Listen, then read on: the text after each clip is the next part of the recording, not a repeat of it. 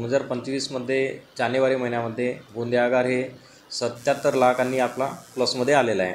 त्यामध्ये कर्मचाऱ्यांचे वेतन, गाडीला लागणारे सुटे सामान, मेंटेनन्सपासून प्रत्येक खर्च आगारामध्ये येणारा काढून ते आपला प्रॉफिट आलेला आहे।